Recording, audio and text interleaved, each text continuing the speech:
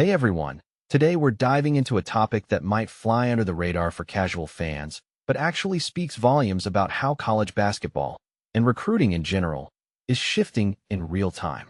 We're talking about the 2026 Iowa State Women's Basketball Transfer Portal Tracker.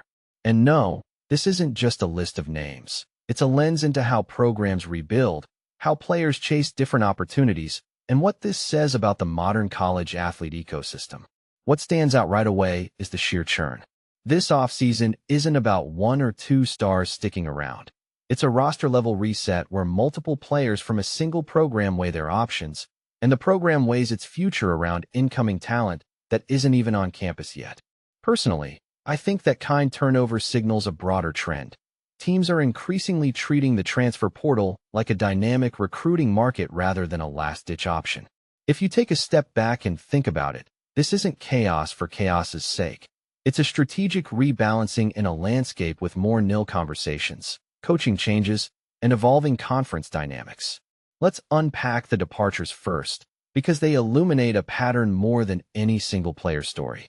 Addy departs after a standout career in Ames, averaging 13.6 points, 8.1 rebounds, and 5.2 assists per game.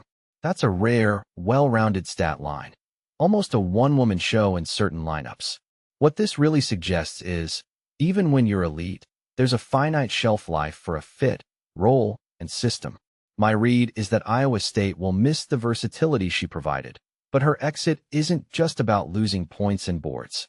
It's about the program reimagining how to complement a star-level player with new pieces that can unlock more efficient lineups without overloading any single player. Reagan, a guard with a solid three-point shooting touch, 40.5% from deep, but modest scoring in 2025-26, enters the portal with 2 years of eligibility left. What makes this interesting is what it signals about depth charts.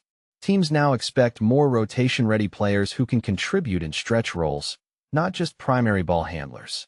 In my opinion, Wilson's path could hinge on finding a niche where her shooting is the correct counterbalance to higher usage guards elsewhere, highlighting how the portal can be a strategic fit upgrade rather than a direct swap of minutes. Addy, a freshman guard contributing 4.6 points, 3.3 assists, and 2.6 rebounds, with 3 seasons left, is choosing to move on. Here you see how the freshman year isn't a guaranteed tether to the same program for multiple seasons anymore. The takeaway: the portal isn't only for seasoned players who want to chase consistency. It's also a mechanism for young players to reevaluate how their development path aligns with opportunity across programs. This reflects a bigger trend of players proactively curating their own growth trajectories rather than waiting for a shot to appear. Addy, a junior forward who logged only 5.6 minutes across 21 games, decides to enter the portal. This is the quietest departure, but perhaps the most telling about chemistry and role clarity.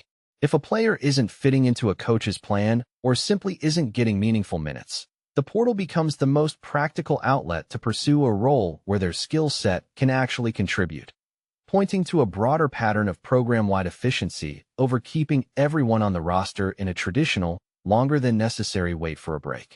Addy, a guard who's been a Johnston High School standout and appeared in 44 games over 2 seasons with 6 starts, is also entering the portal.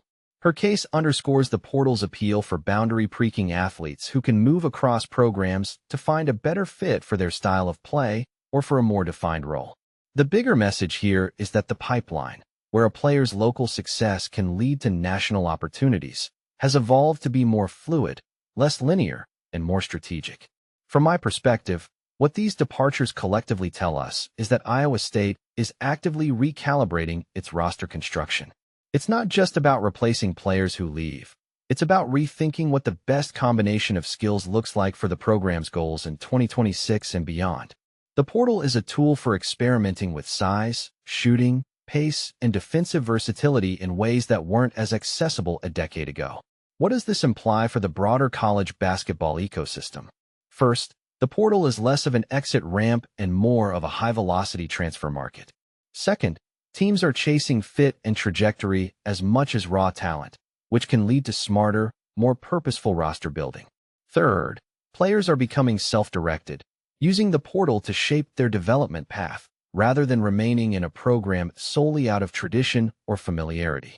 This shifts power dynamics, coaching staff, recruits, current players, and alumni, all into a more interconnected, dynamic web of decisions. One thing that immediately stands out is the emphasis on role clarity. If you're a player who can contribute in a precise way, shooting, secondary playmaking, defense, or athleticism, there's likely a landing spot that values that exact skill.